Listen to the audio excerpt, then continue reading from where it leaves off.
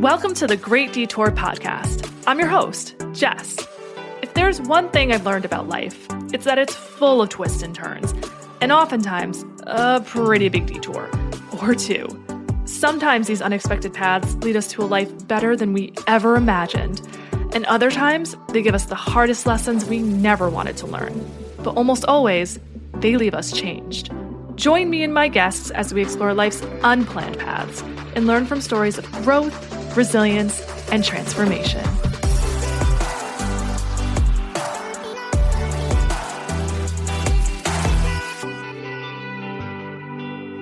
Welcome to the first episode of The Great Detour. I'm Jess, and I couldn't be more excited to kick things off with an inspiring conversation featuring Ryan Benz. Ryan is an authenticity strategist, speaker, and best-selling author of Wander, a memoir of letting go and walking 2,000 miles to a meaningful life. Ryan's story is about stepping away from a life that checked all the boxes of conventional success to come home to himself and live a life of authenticity and purpose. In this episode, we explore his journey of leaving the corporate world, walking the Appalachian Trail from Georgia to Maine, and rediscovering what it means to live authentically.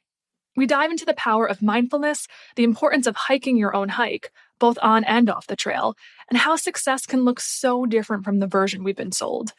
Whether you're feeling stuck, craving change, or just curious about the lessons that come from walking 2,000 miles, this episode is packed with insight and inspiration. Let's dive in. Ryan, welcome to the show. Thanks so much for having me, Jess. I'm so excited to be here. The Great Detour, man, what an incredible topic for a podcast. And to be here for your first episode, I feel honored. I feel grateful. Just super excited to be here with you and your listeners. I'm so excited. Thank you so much.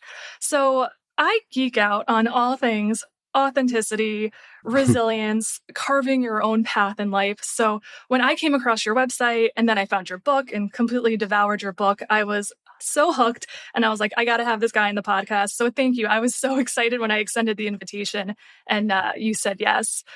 But Ryan has a really incredible story.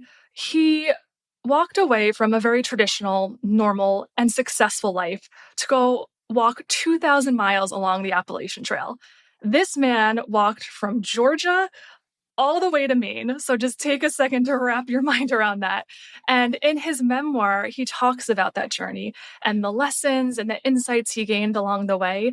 And it's just a truly inspiring story. I was personally touched. So I'm so excited just to dig into that today and some of the lessons you've learned. And I really encourage you, if you're listening to this episode, when you're done, to grab a copy and pick it up because it's a really, really great read. So I'd love to start by just diving right in. I can't wait to get into this conversation. But Ryan, I'd love to hear a little bit about your backstory and, Sure. What was going on in your life and what your life looked like and what prompted you to walk away from a successful career and just that traditional life to go walk 2,000 miles. When you first hear it, it sounds kind of crazy, right? It sounds pretty bold. It is. It was crazy. And, it was extremely scary as well. I don't want anybody to hear about this and hear about the change that I had made in my life and think that any of it was easy by any means. Mm-hmm. No way whatsoever. But by the time I reached my early 30s, I had spent years climbing the corporate ladder and I was chasing all of the things that we consider to be that traditional or conventional successful life. I was chasing the next promotion. I was chasing the paycheck. And when I did reach my early 30s, I was lacking any sense of fulfillment, any sense of happiness, any sense of meaning in my life. And it really hit me when my wife at the time decided to leave. That was really the trigger that caused me to take a pause and start to do some sort of an assessment of my life and ask myself some critical questions of where I was, where I really wanted to be. Mm-hmm. There was this moment of feeling just kind of disillusioned because, I looked around at everything and I was like, this is all I was ever told I was supposed to want. This is all I ever actually wanted. I actively chose to chase all of these things and I have accomplished so much. How can I not be happy with the life that I've created. So there was this moment of feeling disillusioned, and there was a deep sense of lack, a deep sense of internal lack, because on the outside it looked like I had everything. Yeah. And on the inside there was hardly anything. Mm. And it was when my wife decided to leave that I had to take that good hard look in the mirror. And I knew that I needed to make a change. I needed to choose a different path. Mm-hmm. The path that was calling to me was the Appalachian Trail, but I had no idea where that path was going to lead me. It just was this wild idea that came about that I was like, you know what? Like, something needs to change and I need to do something different. So I need to take a chance. I need to take a chance on myself. Yeah. And that's what really brought me to the trail. That really resonates with me because I'm divorced as well. And I think sometimes it's those moments where everything's falling apart. It really shakes you awake in a way to really look inward and do that inner work. And that's what it took for me as well. I had feelings of restlessness and dissatisfaction as well. And when your life falls apart, it brings you to your knees and it just makes you really take a hard look at yourself and say, what do I want? Who am I? And is this all there is to life? So I feel like that resonates with me, but I'm sure with so many other people as well. Absolutely. Yeah. So tell me, what did it look like when you started this journey? Like, how, like, I can only imagine how terrified you must have felt.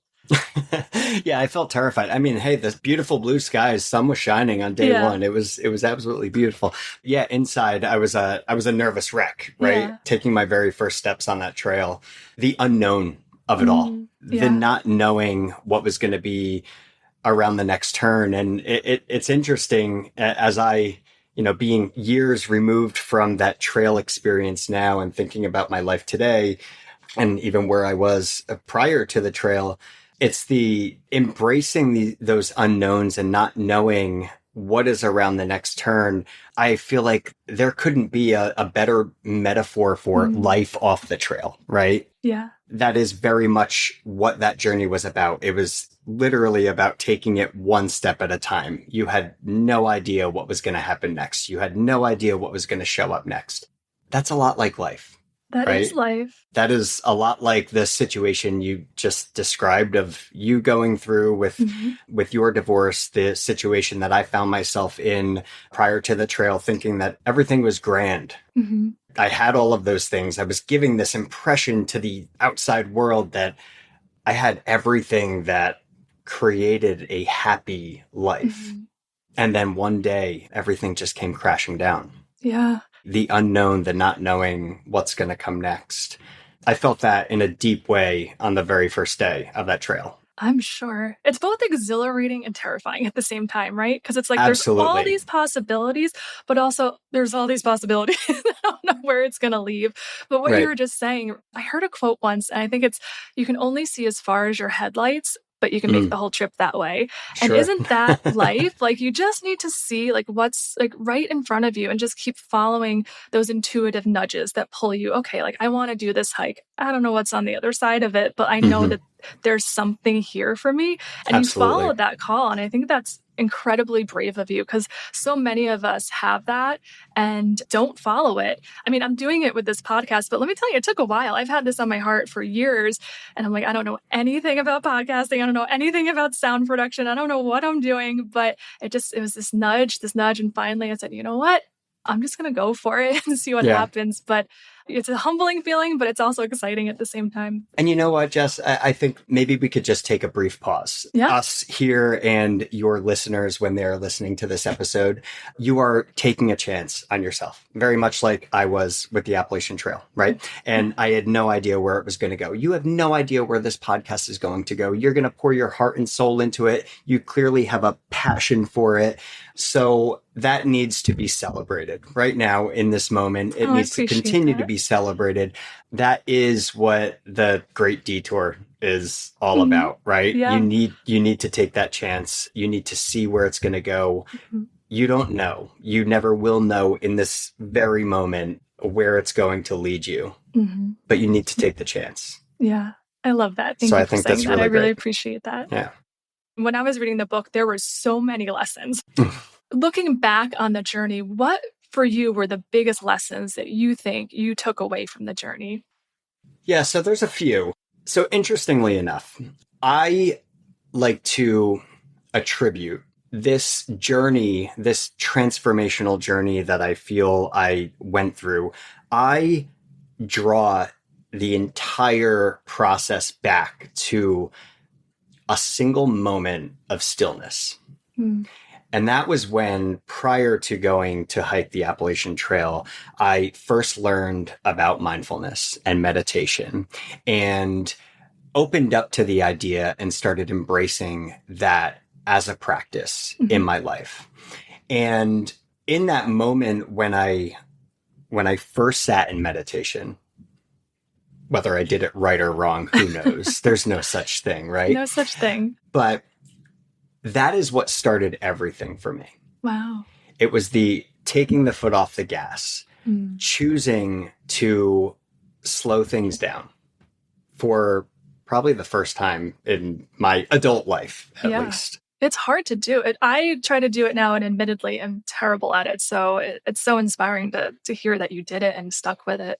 And I would say that the reason why I draw all of this back to that single moment of stillness is because of what that created for me.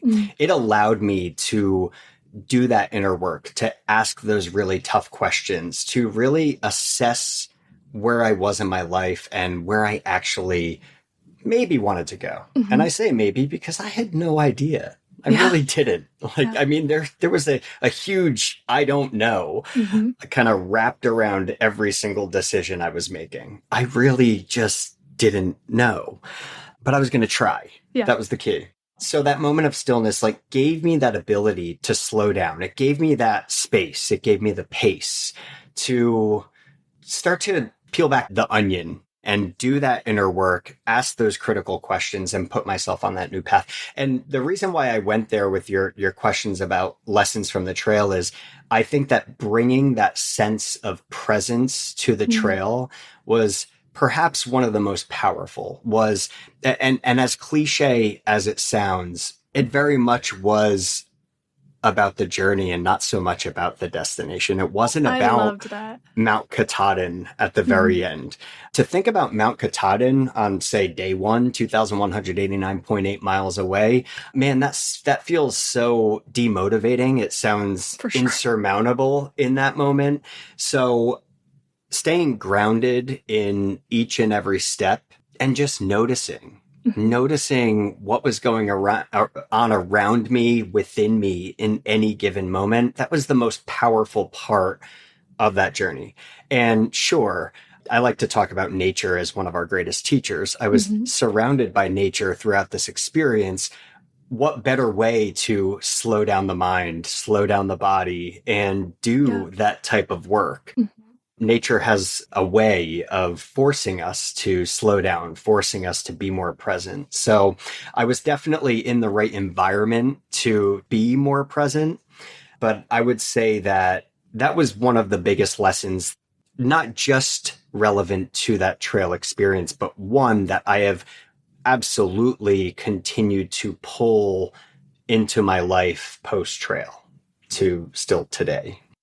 I really admire that. And that was something that jumped out to me a lot throughout the book, was you being really intentional about being present in the moment. And there was, at one point you had, I can't remember which hiking buddy it was, but towards the end, he had a pretty quick pace and you were trying to keep pace with him, and you were experiencing moments of frustration at times because you were like, I want to go at a slower pace. I'm not that you weren't ready to reach the end, but you wanted to enjoy the journey. Can you talk to me a little bit about that? I think you called it hiking your own hike. Oh, absolutely. Yes. So that hiker that you're speaking about near the end of the hike, his name was Speedo. Go figure. Oh, yes. Love the trail names. Yeah. Hike your own hike. I like to say HIO. That is the abbreviation for hike your own hike. It's actually something that I share with youth when I do my school assembly programs. And it's really fun getting an entire gymnasium of kids screaming HIO. And I share it with them because this was a great question on your part, because I would say we're talking about some trail lessons. And the second most important trail lesson in my mind is HIO. it's hike your own hike. Hmm. So hike your own hike is this motto that essentially every thru hiker carries with them. Every thru hiker knows what it is. And the whole point of it is to exactly what it says. It is to hike your own hike, not worry so much about how other people are hiking their hike, what they might be carrying, comparing yourself to others, just focusing on yourself and hiking your hike the way that feels most comfortable and natural or authentic Hmm. to you. And the reason why I share it, not just here, but in my assembly programs with students, is that I feel like it is this really important motto on the trail, but what an amazing motto or mantra, whatever we want to call it, to bring into our everyday lives, right? 100%. When we think about, I feel like there has always been this sense of comparing our lives to other people, right? Oh, yes. Especially people our age, we Hmm. are familiar with the phrase of keeping up with the Joneses. I don't know if kids today are necessarily familiar with that phrase, but it used to be that, your neighbors, they have this beautiful green plush lawn, a white picket fence around their property. And that was the whole idea of keeping up with the Joneses. Next thing you know, you have a landscaper coming in and treating your grass, and you have Hmm. the white picket fence around your lawn, and you're just keeping up with the neighbors. I think what's interesting is this idea of keeping up with the Joneses with this social media world that we live in now. It's like the Joneses are no longer just our neighbor. They are everywhere. The Hmm. Joneses are on the other side of the world, and we are here seeing what they're doing, comparing ourselves and our journey to them. So that's why I feel like this idea of hike your own hike and embracing that motto in our everyday lives is so powerful, because we step away or let go of that comparison and comparing our own journeys to what other people are doing, and it forces us to tap more into our true authentic selves and what actually matters most to us. What other people are doing doesn't matter. I love everything you're saying. I think we're all socialized to do that, to look left and right when really you're in your own lane, but you see everybody else getting married by a certain age, buying a house by a certain age, having kids, and you automatically think that you're behind or you're doing something wrong if you don't do those things or check those milestones by a certain age. And then God forbid, like us, you quote unquote fail at it and you get a divorce. And then it's like, wow, I really messed everything up. But it's such a liberating thing to remove yourself from that rat race and just say, get quiet, like you said, and say, what is it that I want? Do I actually want these things? And maybe the answer is yes, and that's totally cool. But maybe you want something completely different. And that's so exciting to be able to tap into that inner voice and that inner knowing. And I think that's when you really get close to who you are. And it's something I think a lot of us are so busy and go go go and trying to hit the next milestone that we just don't hear those longings, desires, intuitive nudges in us. So I love what you Yeah. were saying about mindfulness, because I think that's when you get quiet and when you get intentional, that's when you can kind of find that journey for yourself and find your own hike. Absolutely. And another thing I want to say about it too is, and I think that this goes hand in hand with mindfulness and the act and the practice of being present. See, to me, the key word right there is practice. Even when it comes to trying to be our true authentic selves, hiking our own hike, that is an ongoing practice that we need to show up for ourselves on a daily basis and ask ourselves those critical questions. Yeah. There's no such thing as an authentic person and an inauthentic person. It is more that there are certain people that prioritize what matters most to them. Hmm. They Exactly. understand what matters most to them, and they prioritize it in their actions and behaviors, and they practice it on a Hmm. daily basis. Yeah. I Yeah. love that. I know it's a lot of too, just like getting clear on what you want and saying yes more to the things that you want and no to the things that you don't want. And I think when you say no more, and it's hard, especially if you're a people pleaser like me, a lot of women are like that. I'm sure men are too. But when you say no, it does clear space for the things you want to say yes to. It's a tricky thing, but it's a practice I'm certainly trying to institute in my own life. But I'm curious for you, what does your mindfulness practice look like? I try here and there with like different apps and things, but I'm always curious about people who are really dedicated to a mindfulness practice, what that looks like on the daily. Yeah, I think it's a really great question because people who are dedicated to a mindfulness practice on a daily basis, it could be wildly different from one person to the next, right? And I'm not going to sit here and tell you that I sit in meditation every single day. There was a time in my life where I did. And because of my circumstances right now, being a father of a 3-year-old, a father of an 11-month-old, doing a seated meditation on a daily basis is quite difficult. I do get a meditation in occasionally when I am able to peel myself out of my bed earlier than everybody else in my house. I am able to sit in meditation in the morning. But to me, what is more important is the thing about mindfulness to me is being aware of mindfulness. Being aware of what being present can do for you. When you stay grounded in what being present can do for you, you make it more of a priority. There is totally for example, with meditation, there's the science aspect of it and the neuroplasticity that starts to happen over time, the rewiring of the brain, the more you sit. That is all absolutely true and extremely helpful for a mindfulness practice.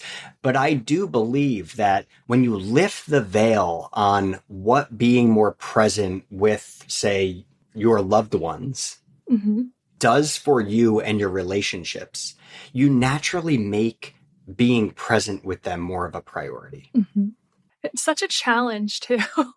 It is such a challenge because the world is not set up at all for us to be present with ourselves and the people that we are with. It is just, it's not. The world is like, no, come over here. Yeah, especially with social media. I'm not going to lie, all of the short form content the last few years, I feel like my attention span has been completely wrecked. Whereas before, I had a former life in book publishing, so I used to have to read books all the time because I do the marketing campaigns for them. And I used to just go through books like crazy. And now sometimes like I sit down to read a book and then I get distracted and I look at my phone and I do this and I'm like, oh my gosh, what is happening? So I have to catch myself. And it's something I consciously do. Like I'll take the Instagram app off my phone because I can't control myself.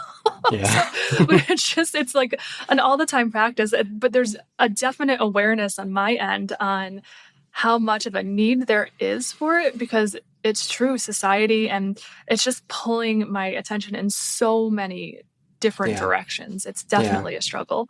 So much of a mindfulness practice is exactly what you described there. It's the catching yourself. It's the catching yourself when you are being distracted, right? And finding small ways, like removing the Instagram app from your phone, small ways to help yourself get back to being more present, right? Yeah. So not necessarily judging yourself or being hard on yourself for not being mindful, but making adjustments, catching yourself, making adjustments, and making it more of a priority. So I'm not the type that when it comes to mindfulness, like, you better meditate every single day. That is the only way to be mindful. I do disagree with that. Meditation is a very powerful practice, extremely powerful practice. And if you could do it every day, absolutely do it. But I do think that there are so many more, I like to say, practical ways to be more present in our lives. I would say that one of the most radical things that I've done, besides hiking 2,000 miles. Within the last year, one of the most radical changes that I made, and it was just for personal lifestyle reasons was I deleted every single social media app off my phone. I get it. I get it. That doesn't mean I don't have those social media accounts. When I am at my computer working, I'm able to log into them. I'm able to connect with people, and if I have any messages, get back to people, but I don't have it on my phone. It's not in my pocket. That's just an example of one of those modern day practical strategies to be more mindful, more present, eliminate the distractions that are constantly trying to pull us into other places other than right here. I love that. It's like hike your own hike with mindfulness. Yeah.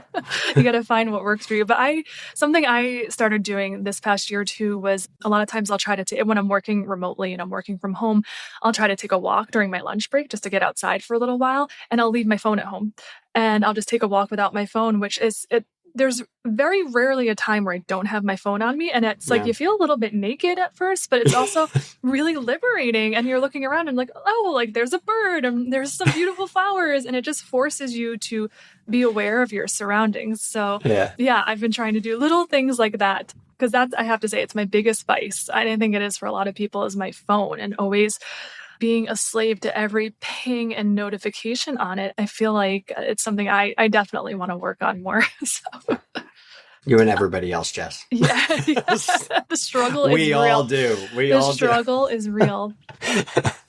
Something that you had talked about in the book that really stood out to me was there was this portion of the book where it was raining a lot and you were wearing a rain jacket. And I think you were like getting pelted with rain, and it was kind of driving you a little crazy, like the sound of it. And at one point you just took your jacket off and you were just in the rain and you allowed yourself to get wet. And you said something, it was so profound. It was like, when you stop worrying about your problems, like they cease to be problems, Yeah. And I thought, wow, wasn't that so insightful? You were so focused on this thing that was annoying you and fixated on it. And then when you kind of had that mindset shift and just didn't view it as a problem anymore, you were good. It all changed. And I said, wow, if we could all employ a little bit of that mindset shift strategy, that would be a game changer. Yeah, absolutely. It's kind of funny to think about that as the example, right? Because it's just water. Yeah. It's not going to hurt anybody. Yeah. And we tend to always want to throw up our hood, put on our rain jacket, protect ourselves from something that's just not going to hurt us, right? Yes, in that moment I was going through, it was a week straight of pouring rain. And I got to this point where I was like, I'm just going to get wet no matter what. And I'm putting this rain jacket on. It's uncomfortable. I'm sweating. I feel it on the back of my neck. It's just not like, something's not right about it. And taking it off, it just made sense. And there was this liberating feeling of just, okay, now I don't need to try to protect myself from the rain. I could just continue walking in it and just allow myself to get soaking wet. And I'm just out here anyway. Yeah. What am I trying to protect myself from? Yeah. I have a whole chapter in the book that's titled Can't Turn Off the Rain. Yeah. You can't. Because I know it sounds so obvious, but you can't turn off the rain. Nope. And I think that so many problems and issues and challenges that we come to face in our lives off the trail, they are, at the end of the day, completely outside of our control, right? So there was this lesson about accepting the things that are outside of our control, not necessarily resisting the things outside of our control. So accepting the rain, embracing the rain rather than trying to resist it. Yeah. And there seemed to just be something powerful and liberating about that. Yeah. Yeah. It was an incredible lesson. And I feel like all of us can look towards that when we're in a moment where there's something outside of our control, because it happens. I mean, that is life. There's very few things that are in our control besides our reaction. Yes. And that's something I talk about in this podcast a lot, is like, the more we lean into that discomfort, that uncertainty, the more empowered we become, because then we can have that mindset shift and go down a different path. It's definitely a big lesson and just I historically love control, super type A. So it's been quite a journey for me trying to just accept the fact that like there's just a lot of uncertainty in life. Yeah. And I think that's like part of the fun now I'm starting to see is the journey. And that's something that really hit in your book is like your emphasis on the journey and not the end destination. That's where all the magic happens. That's like maybe Mm, it's not about the next milestone. Maybe it's about right now, like what's happening right now, this struggle, this uncertainty, this moment where you're yeah. fully present. Like maybe that's what this is all about. And we're like missing the whole idea by trying to check the next box on our list. Yeah. Yeah. I do believe that. And, it sort of comes full circle to the whole idea of being present in the Mm. moment. But in any given moment or time in our lives, the most important step that we will ever take is just your very next. Hmm. It's like what John Kabat-Zinn says, you can only step from where you're standing. Yeah. You get to a difficult climb, you get to a mountain, you can look up and it could look scary. It could Mhm. look challenging. Yeah. You could get in your head about how difficult it's going to be to get to the top, or you could focus on the very next step and create a mini habit out of taking steps. And next thing you know, you'll get there. You'll get Yeah. there to the top. And it's just this slight shift in mindset and perspective Mhm. on how to really approach any challenge or any goal or really anything in life. And again, it is very much about staying grounded in this very moment and taking that next step in the direction that you need to take it. Yeah. Such a small shift, but such a powerful result from it, for sure. So you did this incredible hike. You made a lot of great friends along the way, learned all these amazing lessons. Now, on the other side of it, what's your life like now? Like adjusting back to civilian life? Like, what has that been like for you? How has your definition of success changed? Because, before you went on the trail, you were all about climbing the ladder in that career. So, what does life look like for you now? The adjustment back to life off the trail it was a little bit rough for a few months. I imagine. There's no doubt about that. What does success look like to me now? Yeah. I would say two things. Success to me is alignment. Mm. Success to me is living in alignment with what truly matters most to me. Amen. Love that. And I would also say, too, that is much more of a personal response to what success is. Professionally, success is just doing meaningful work. Mm.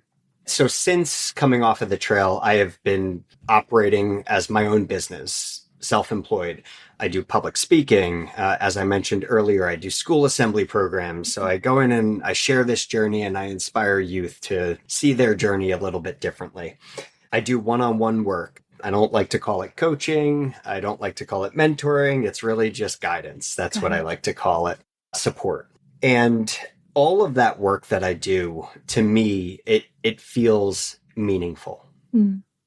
I think that going through this experience of leaving my corporate job, going out and hiking the Appalachian Trail, and as I was hiking the trail, not knowing where it was leading me, not knowing what I was going to be doing next, the easiest thing would have been after the trail to just go back to what I had before. For sure. Return to your comfort zone. Yeah. I had the experience, I had the resume.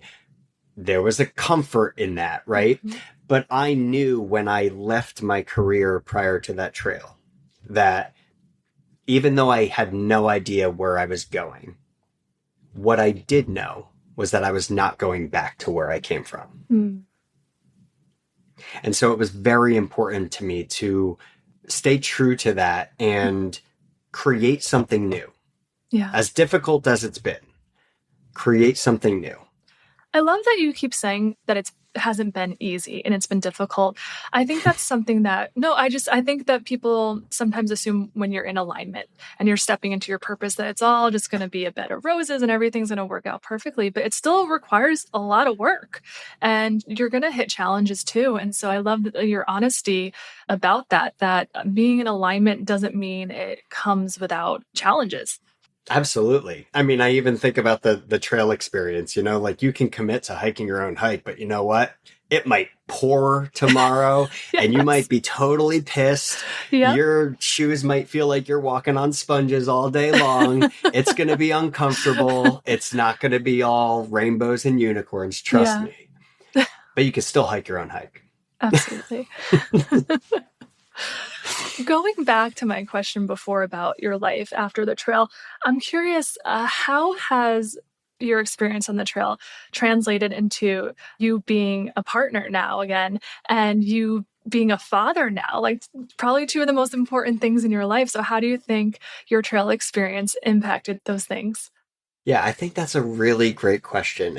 And to me, it's so powerful because I feel like for a long time after the trail, the question that I got from nearly everybody was, well, what's the next trail? What are you doing next? Like, you're some like adventure guru now, right? Like that's all you're going to do is hike, right? And I'm like, my intention was never to go like Henry David Thoreau on everybody and just like become a hermit. That wasn't what I was trying to do, right? I went out and hiked that trail. And as much as I continue to love hiking today, I knew that going through my divorce and then going on that journey, the AT, and learning or having all of these things revealed along the way, I knew that I had way too much love to give. Yeah. And when my life partner came along and we connected,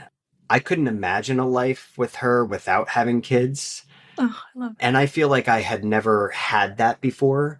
And I think that that's very much to do with the mental state that I was in my life prior to the trail. Sure. Yeah, today it's interesting to reflect on the fact that there was a moment in my life where I was convincing myself that I didn't want to have kids, and it is the most amazing and magical experience that I have ever been through. I love that. Way beyond the Appalachian Trail. So now when I get that question occasionally, not as often, but what trail are you doing next, or what adventure are you going on next? I'm like, this is my adventure. my next trail is happening right now. It's 3 years old and 11 months old, and being a dad and being a partner, and that is my next trail. That is the next journey, and I wouldn't trade it for anything in the world. I love that. That's just so incredible. Well, Ryan, this has been such a great conversation. I'd like to close with one final question for you. Sure. So for anybody who's listening, who might be in a period of their life where they're just feeling stuck, maybe they're in a relationship that's misaligned, maybe they're in a career that they're not loving and aren't sure what to do next, what would you say to them, or any advice as far as how to embark on this journey of finding their authentic selves or trying to discover their purpose? Slow down.